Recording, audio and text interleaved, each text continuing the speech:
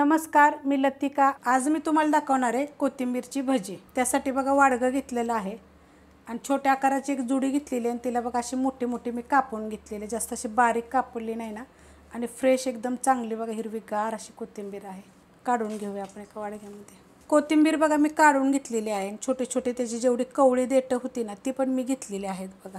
ह्याच्यामध्ये टाकायची हिरवी मिरची, आलं, लसूण कुटून घेतलेला आहे। त्याच्यामध्ये छोटा अर्धा चमचा मी जिरं पण घेतलेलं आहे। आणि जी मिरची जी घेतलेली आहे ना ही तिखटवाली मिरची, तुमच्या तिखटाप्रमाणे घ्या।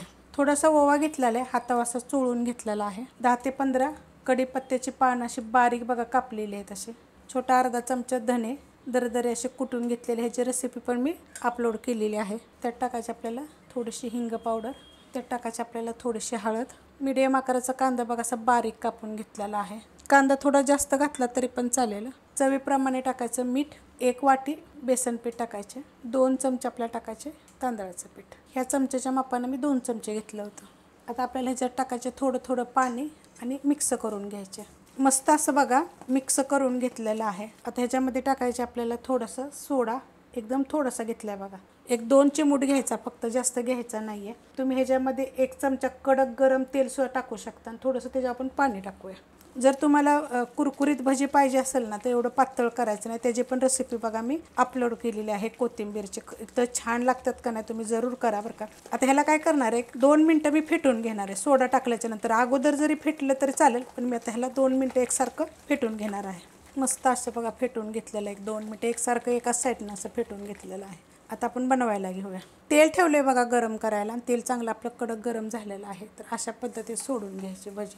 भज्यांच्या तर खूप रेसिपी मी अपलोड केलेल्या आहेत। मला एक काल कमेंट आली होती की कोथिंबीरची भजी दाखवा, तर त्यांना कुरकुरीत भजीची लिंक मी पाठवली होती।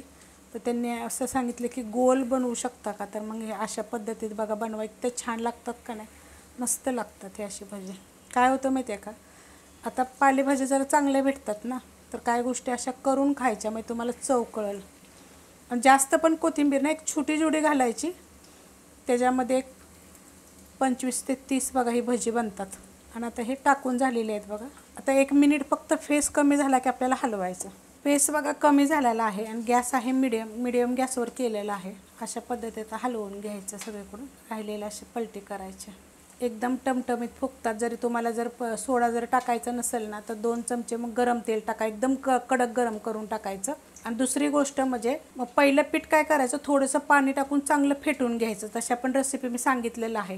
आणि फेटल्यानंतर मग त्याच्यामध्ये कोथिंबीर बाकीचं साहित्य तुम्ही जरी टाकलं तर पण चालेल। आता हे आपण थोडंसं गोल्डन कलरवर फ्राय करून घेऊया। मस्त बघा असा कलर आलेला आहे। अशा पद्धतीत घ्यायचे चांगले फ्राय करून। आता ह्याच्यामध्ये बघा मी 4 मिरच्या घेतलेल्या आहेत, तिखटवाल्या घेतल्या आहेत, त्यांना मध्ये चिरून घेतलेलं आहे। ह्या पण 1 मिनिटभर फक्त ह्याच्यामध्ये फ्राय करून घेते।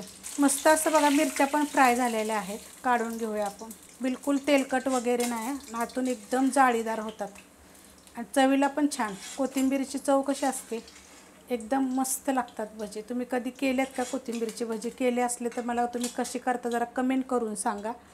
आणि तुम्हाला जर एकदम अशी कुरकुरीत अशी पाहिजे असेल तर तशी पण रेसिपी मी अपलोड केलेली आहे बघा। किती मस्त, तेलकट नाहीत काय नाही। तर काय करायचं माहिती आहे का, वरून बघा एकदम कडक कुरकुरीत आणि आतून एकदम जाळीदार बघा। हे बघा गरम गरममध्येच मी तुम्हाला हे तोडून पण दाखवलेलं आहे बघा, अशा पद्धतीमध्ये मस्त एकदम बघा। अशा पद्धतीनं जरूर एकदा तुम्ही, आता हे पावसाळ्याचे दिवस आहे तर करून खा, कारण कोथिंबीर पण भेटते। रेसिपी आवडली तर लाईक करा, सबस्क्राईब करा, कमेंट करा आणि शेअर बी करा।